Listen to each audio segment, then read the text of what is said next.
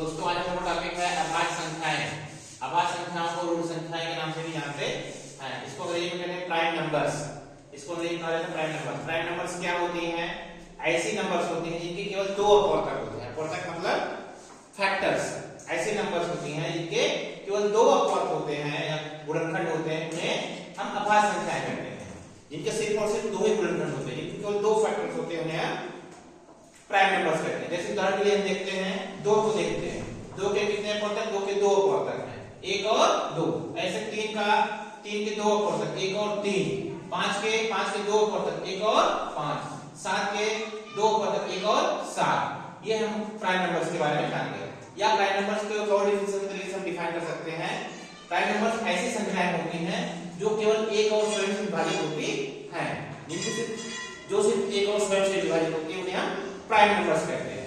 यहाँ छोटी छोटी बातें हैं प्राइम नंबर्स को लेकर के। एक प्रत्येक संख्या का गुणनखंड होता है। एक प्रत्येक संख्या का क्या होगा? फैक्टर होगा।